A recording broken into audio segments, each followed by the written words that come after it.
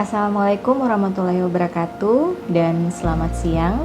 Perkenalkan, saya Diah Ayu Hartini SKM MKes, merupakan dosen dari Prodi D3 Gizi Poltekkes Kemenkes Palu.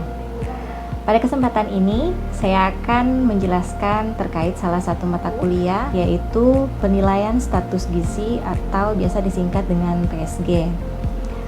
Video ini dibuat sebagai salah satu persyaratan sertifikasi dosen, yaitu pernyataan diri dosen dalam unjuk karya Tridharma Perguruan Tinggi atau PDD UKT-PT, khususnya pada bidang pengajaran. Baiklah, saya akan mulai dengan memberikan deskripsi umum terkait mata kuliah penilaian status gizi. Deskripsi mata kuliah penilaian status gizi. Pada mata kuliah ini, mahasiswa belajar tentang konsep penilaian status gizi melalui metode antropometri, biokimia, klinis, dan konsumsi makanan secara terintegrasi dengan menyesuaikan konteks dan setting untuk unjuk kerja di bidang gizi klinik dan di masyarakat. Mata kuliah ini merupakan mata kuliah yang berada pada semester 2 dan memiliki bobot 3 SKS yang terdiri dari 2 SKS teori dan 1 SKS praktikum.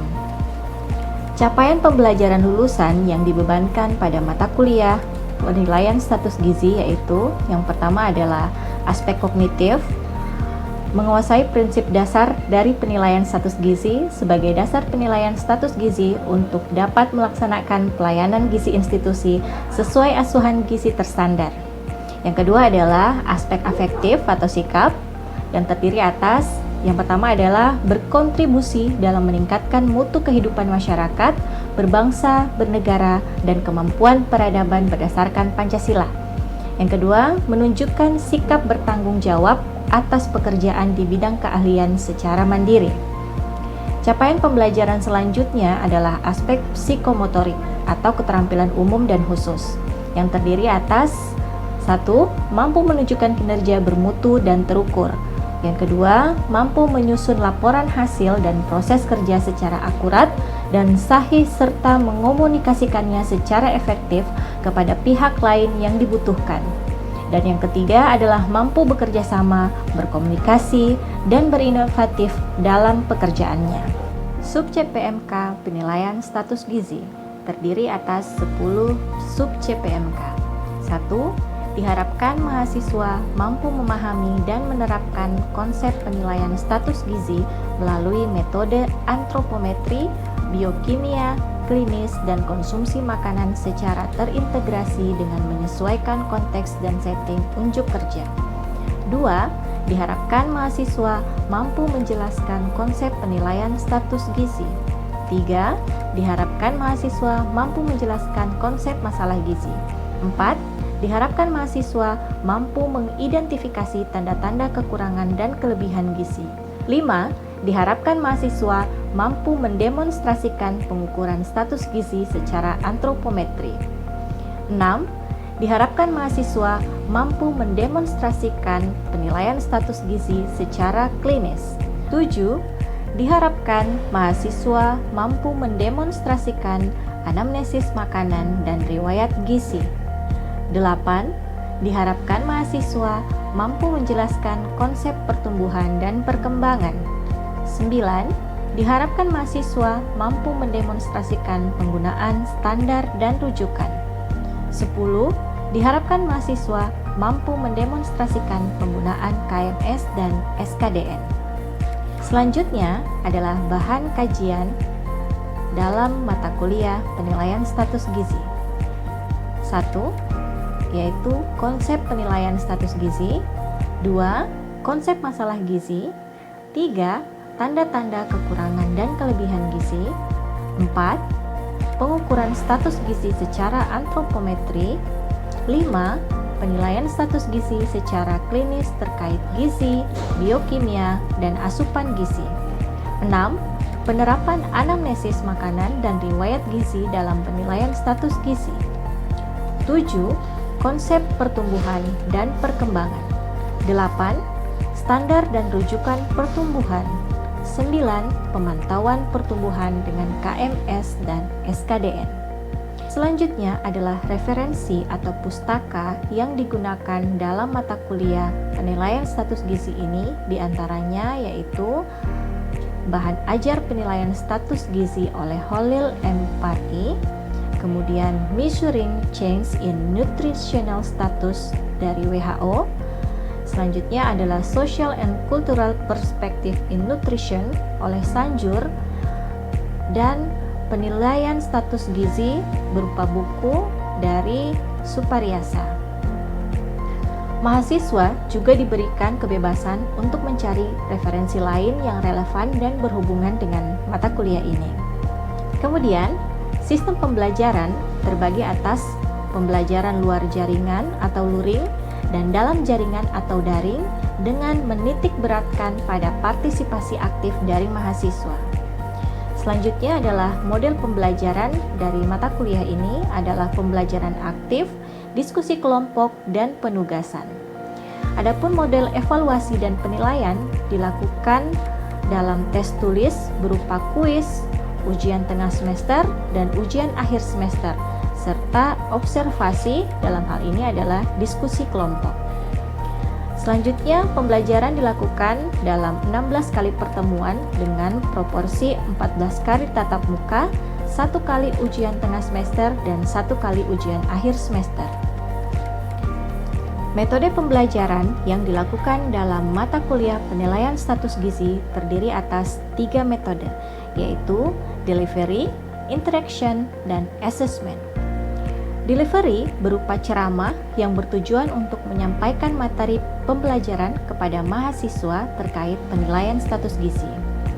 Interaction adalah metode yang digunakan pada saat diskusi antar dosen dan mahasiswa maupun antar kelompok mahasiswa untuk saling sharing pengetahuan dan mempertajam pemahaman terhadap materi yang diberikan.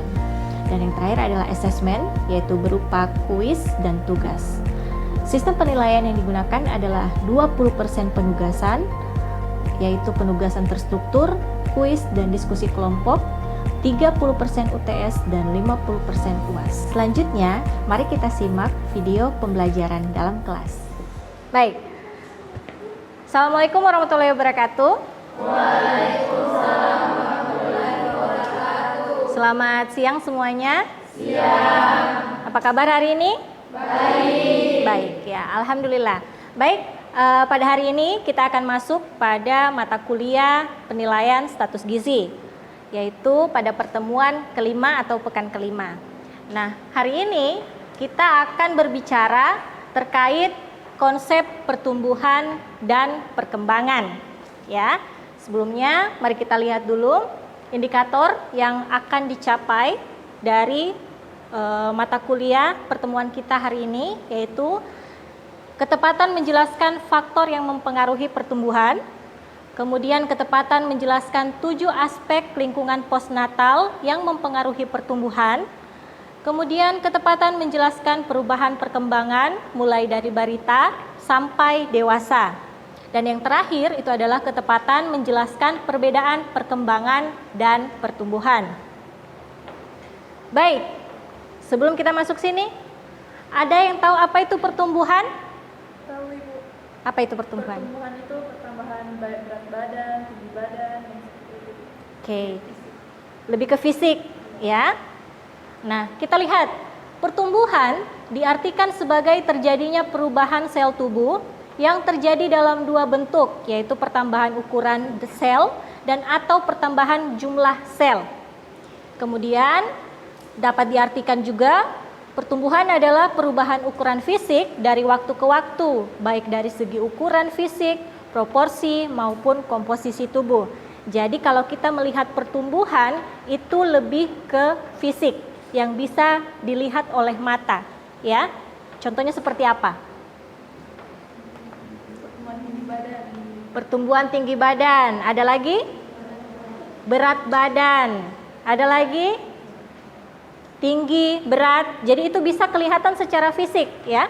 Kalau kita lihat, oh dia sudah bertambah tinggi, oh dia sudah bertambah besar, ya. Terlihat fisiknya. Itu lebih ke pertumbuhan. Nah, ternyata ada dua masa pertumbuhan yang sangat cepat.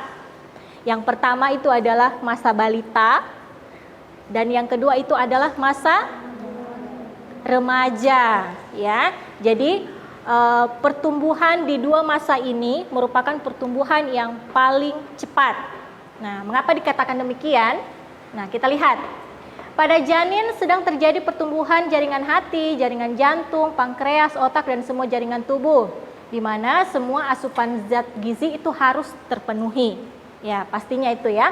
Kemudian, bayi lahir sampai dengan usia 5 tahun, pertumbuhan jaringan otak yang berlanjut itu hingga 2 tahun, selanjutnya menurun pertumbuhannya dan selesai di usia 8 tahun. Jadi, meskipun memang pada dasarnya pertumbuhan itu terus meningkat ya, tapi ada dua masa di sini yang pertumbuhannya itu terlihat sangat cepat.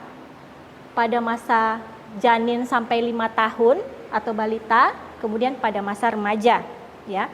Nah, yang pada masa balita ini sesuai dengan asupan zat gizinya juga, ya. Ketika masa balita yang notabene kita lihat pertumbuhannya di sini sangat cepat, nah itu harus diseimbangkan juga dengan asupan gizi yang ada, ya.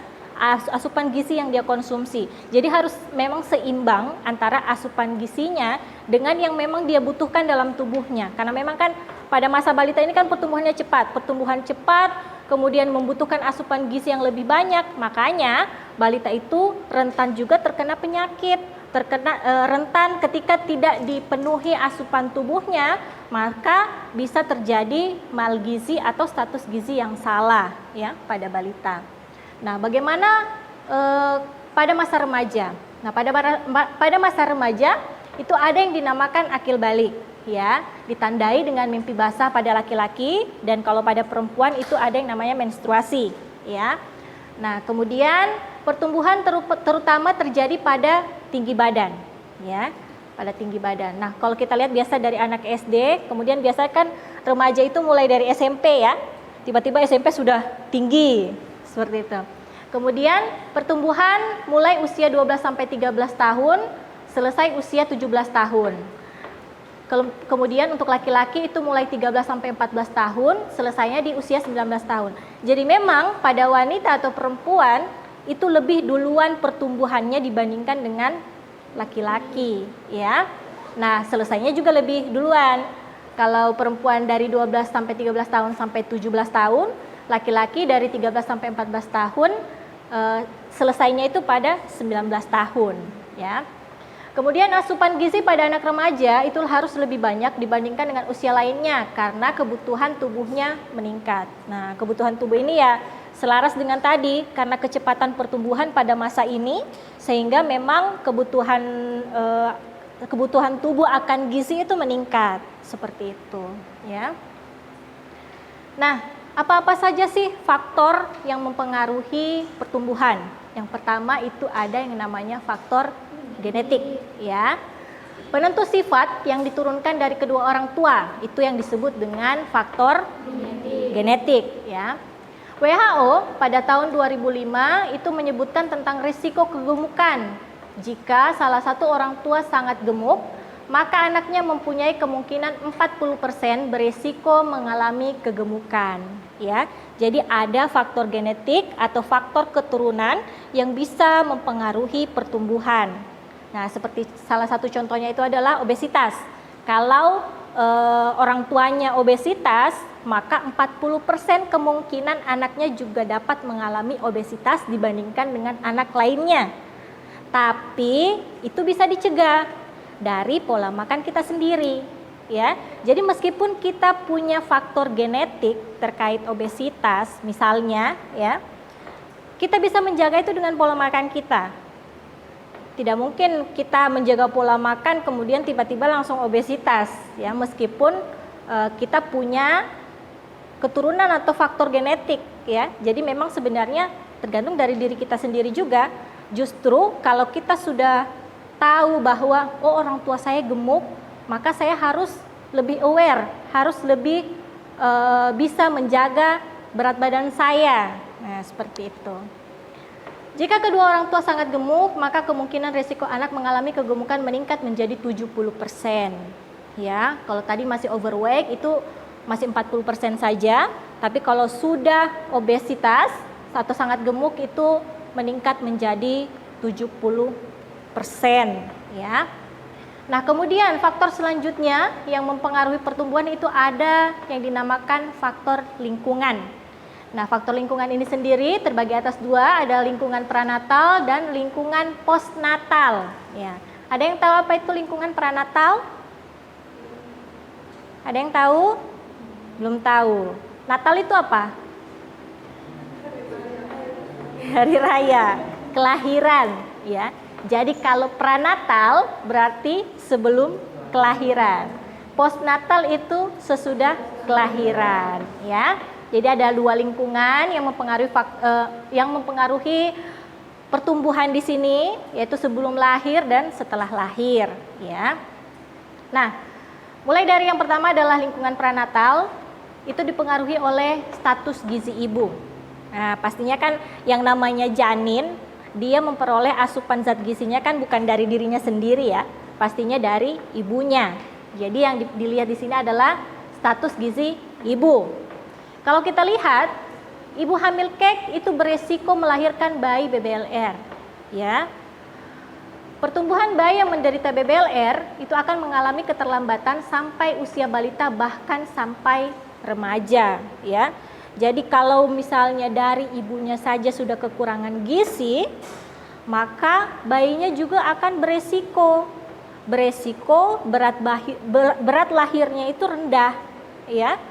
Nah, kalau dia BBLR bisa mengalami keterlambatan pertumbuhan sampai usia dewasa. Jadi memang jangan main-main ya terhadap status gizi ibu, apalagi yang sedang hamil, karena itu akan mempengaruhi juga ke janin yang dia kandung, seperti itu. Nah, kemudian ada mekanis yaitu trauma dan cairan plasenta yang kurang dapat menyebabkan kelainan bawaan pada bayi yang dilahirkan. Oke, itu terkait mekanisnya ya. Ada trauma sama cairan plasenta yang kurang, ini masih kita berbicara janin. Ya, janin ketika ada bermasalah terkait kandungan ibu, itu maka juga akan mempengaruhi si bayinya, ya. Kemudian ada toksin atau zat kimia di mana ibu hamil yang perokok aktif maupun pasif itu dapat menyebabkan pertumbuhan janin terlambat. Nah, makanya biasa di rokok-rokok itu disarankan untuk tidak dikonsumsi oleh ibu hamil kayak gitu. Karena memang dalam rokok itu ada zat atau kandungan aktif yang bisa berbahaya bagi janin, ya. Nah, itu tadi yang bisa menyebabkan pertumbuhan janinnya itu terlambat. Nah, kemudian bayi yang lahir dari ibu perokok itu dapat menderita berat bayi lahir rendah atau BBLR, lahir mati, cacat atau retardasi mental, ya, keterbelakangan mental ya. Keracunan logam berat pada ibu hamil, misalnya memakan ikan yang tercemar merkuri, itu dapat menyebabkan mikrosefali dan palsi cerebris, ya. Itu semua yang merupakan nah, kemudian masih di lingkungan pranatal itu ada endokrin. Beberapa jenis hormon yang mempengaruhi pertumbuhan janin diantaranya somatotropin, hormon plasenta, hormon tiroid, insulin dan peptida lain yang aktivitasnya itu mirip insulin, ya. Nah, endokrin ini sudah mulai diproduksi pada minggu ke-9 pada masa kehamilan. Kemudian ada efek radiasi, ya. Efek radiasi ini bisa menyebabkan kematian atau cacat bawaan, kerusakan otak pada bayi, ya. Kemudian ada imunitas juga masuk dalam lingkungan pranatal, dimana kalau misalnya imunitas ibunya kurang baik, kemudian mudah terserang penyakit, ya, maka anaknya juga bisa berpeluang untuk terkena penyakit tersebut. Nah, infeksi juga seperti itu, ya. Ketika ibunya terserang infeksi suatu penyakit, maka berpeluang anaknya juga bisa mempengaruhi pertumbuhan dari janin yang dikandungnya, seperti itu. Nah, kemudian ada lingkungan postnatal. Nah, sebelum masuk lingkungan postnatal, ada yang dinamakan periode perinatal. Nah, periode perinatal ini adalah masa antara 28 minggu dalam kandungan sampai 7 hari setelah bayi dilahirkan. Jadi meskipun bayi sudah lahir, 7 hari dari hari pertama sampai hari ke-7 itu masih masuk dalam periode perinatal, ya. Nah, periode postnatal itu mengacu pada 6 minggu pertama setelah melahirkan. Jadi setelah 7 hari tadi, 6 minggu pertama setelah melahirkan itu dinamakan periode postnatal, ya. Kemudian periode ini merupakan masa rawan bagi pertumbuhan bayi, khususnya otak, dan trauma kepala akibat persalinan akan berpengaruh besar dan meninggalkan cacat yang permanen. Kemudian jenis kelamin, laki-laki mempunyai potensi berat dan tinggi badan lebih dibandingkan dengan perempuan. Ya, kalau kita lihat memang biasa laki-laki lebih berat, lebih tinggi daripada perempuan, ya, itu karena jenis kelamin, ya, aspek jenis kelamin. Kemudian umur, di sini terdapat 2 periode pertumbuhan cepat, yaitu masa balita tadi dan masa remaja. Kemudian periode balita merupakan dasar pembentukan kepribadian anak. Periode remaja yaitu saat anak mulai mengalami pubertas, ya. Kemudian ras atau suku, di mana bangsa kulit putih itu cenderung mempunyai tinggi badan lebih dibandingkan bangsa kulit berwarna seperti Indonesia. Ya, kalau kita lihat ya, kalau kita lihat orang-orang di luar negeri yang berkulit putih memang lebih tinggi biasanya dibandingkan dengan orang Indonesia yang kulitnya berwarna, ya. Tidak transparan. Oke. Kemudian ada hormon, ya. Hormon yang mempengaruhi aktivitas pertumbuhan tubuh, ada hormon tiroid dan human growth hormone atau HGH. Di sini dijelaskan bahwa hormon tiroid itu mempengaruhi laju metabolik pertumbuhan, perkembangan fungsi saraf, ya. Kalau HGH itu mempengaruhi pertumbuhan dan pembentukan tubuh terutama pada masa anak-anak dan pubertas. Kemudian ada penyakit, ya. Anak yang sering menderita penyakit akan mengalami pertumbuhan yang lambat dan nafsu makan akan hilang, ya. Biasanya memang kalau kita sedang sakit itu kan nafsu makannya hilang, ya, karena biasa indera perasa kita itu sudah tidak terlalu peka karena sakit kita. Nah, itu bisa menyebabkan kita tidak nafsu makan sehingga kebutuhan akan zat gizi kita tidak terpenuhi. Nah, seperti itu, sehingga penyakit ini yang bisa mempengaruhi pertumbuhan tadi. Nah, ini adalah perbedaan lingkungan intra dan ekstrauterin. Ini maksudnya intrauterin itu yang masih dalam kandungan, ekstrauterin itu setelah lahir, ya. Kalau lingkungan fisiknya pada saat sebelum lahir itu masih cairan, masih di plasenta, masih di air ketuban, ya. Lingkungannya masih cairan. Sementara kalau sudah lahir itu sudah udara, ya. Kemudian suhu luar pada umumnya tetap, ya. Kalau janin dalam kandungan itu suhunya tetap meskipun suhu di luar itu berubah-ubah, ya. Beda halnya ketika dia sudah lahir, maka suhu yang dia rasakan itu akan berubah-ubah. Kemudian ada stimulasi sensoris. Kalau sebelum lahir itu terutama kinestetik atau vibrasi. Jadi dia lebih ke getaran-getaran kalau ibunya mengusap-ngusap seperti itu. Jadi dia lebih merasakan yang seperti itu. Nah, kemudian kalau sesudah lahir dia sudah merasakan macam-macam stimulasi, ya. Entah itu diberikan ibunya, bapaknya, atau siapa orang-orang yang ada di sekitarnya, ya, seperti itu. Kemudian gizi, gizi ini pada saat sebelum lahir, gizinya itu tergantung pada zat gizi yang terdapat dalam darah ibu. Jadi memang bergantung pada ibu. Lain halnya ketika dia sudah lahir, meskipun ibunya makan apa, dia lain, ya, dengan ibunya karena asupannya sudah berbeda. Dia sudah tidak tergantung lagi ke asupan yang diasup sama ibunya, seperti itu. Kemudian penyediaan oksigen, kalau sebelum lahir itu berasal dari ibu ke janin melalui plasenta, sementara pada saat sudah lahir itu dari paru-parunya sendiri ke pembuluh darah. Kemudian ada pengeluaran hasil metabolisme, kalau sebelum lahir itu dikeluarkan ke sistem peredaran darah ibu. Sementara kalau dia sudah lahir, ya melalui paru-paru, kulit, ginjal, dan saluran pencernaan. Nah, kita masuk ke perkembangan, ya. Perkembangan. Kalau tadi pertumbuhan itu lebih ke fisik, ya. Kalau perkembangan itu lebih ke motoriknya, motorik kasar ataupun halus.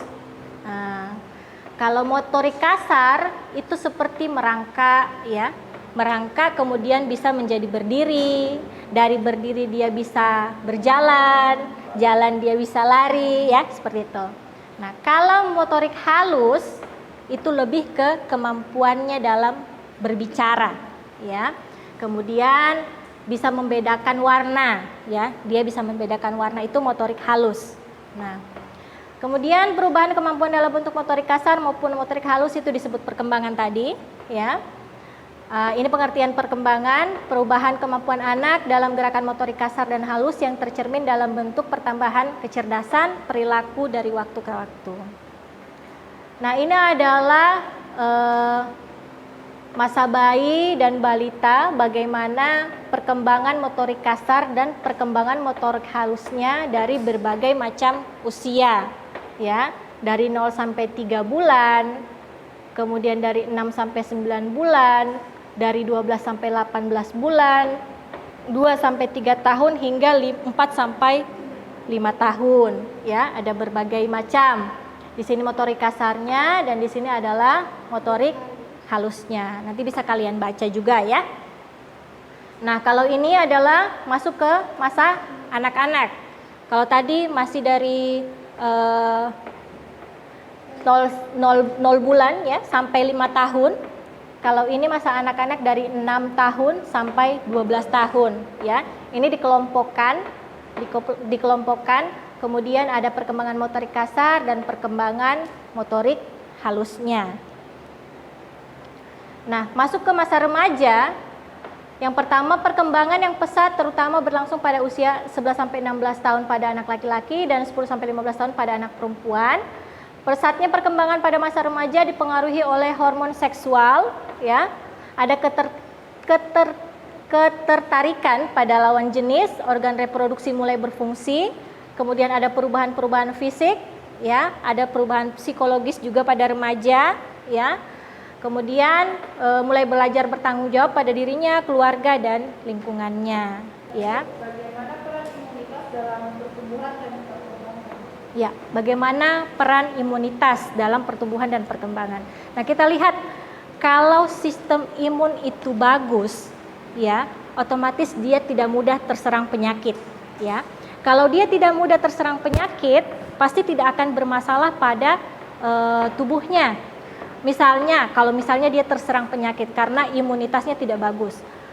Kemudian itu tadi, dia tidak nafsu makan, ya. Dia tidak nafsu makan sehingga dia tidak mengkonsumsi yang sesuai dengan kebutuhan tubuhnya.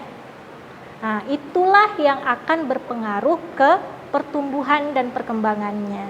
Seperti itu, ya. Jadi dikaitkan dengan penyakit, ya, seperti itu. Bagaimana, Galuh? Ya, bisa. Ya, terima kasih. Oke, ada lagi pertanyaan? Tidak ada?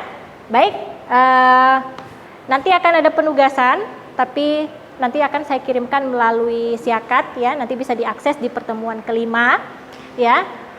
Baik, saya cukupkan untuk pertemuan kita hari ini. Terima kasih banyak yang sudah hadir. Billahi taufik walhidayah. Assalamualaikum warahmatullahi wabarakatuh dan selamat siang. Waalaikumsalam.